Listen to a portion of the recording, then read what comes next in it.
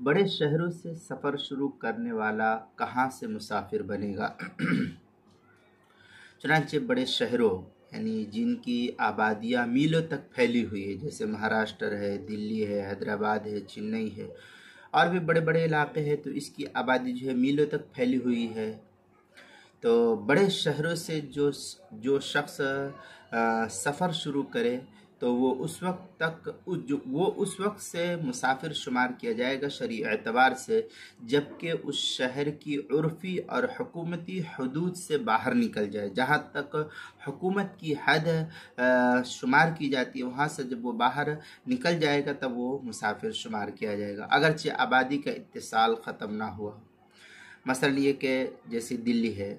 تو دلی سے غازی آباد کی طرف سفر کرنے والا جب ضلع غازی آباد کی حدود میں داخل ہوگا تو اسی وقت سے وہ مسافر شمار کیا جائے گا، کیونکہ دلی کی حدود الگ ہو گئی اور غازی آباد کی حدود جو ہے الگ شمار کر لی گئی ہے۔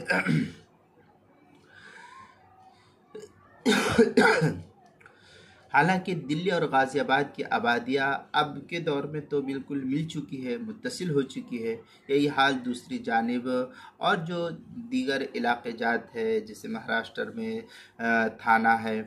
کلیان وغیرہ ہے، کسارا وغیرہ ہے، تو یہ سب جو ہے اسی حکم کے اندر داخل ہو جائے گا۔ اس کے علاوہ جو علاقے جات جہاں پر ہے، وہاں پر جو مسافر سفر کرنا چاہتا ہے تو سفر کرنے سے پہلے کسی جید عالم دین سے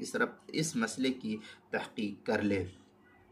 چنانچہ اس مسئلے کو مستفاد کیا فتاوی رحیمیہ کی 6 جلد صفحہ 363، احسن الفتاوی 4 جلد صفحہ 73 سے، فتاوی شام کے اندر ہے، والقریۃ المتصلۃ بالفناء دون الرب لا تعتبر مجاوزتها علی الصحیح۔ اس طریقے کی عبارت جو ہے فتاوی شامی جو زکریا بک ڈپو دیوبند کا ہندی نسخہ ہے اس کی دوسری جلد صفحہ 600، اور جو بیروت کا چھپا ہوا نسخہ فتاوی شامی کا اس کی دوسری جلد صفحہ 523، فتاوی ہندیہ پہلی جلد صفحہ 139، کتاب المسائل پہلی جلد صفحہ 553 پر بھی اس کو نقل کیا گیا ہے۔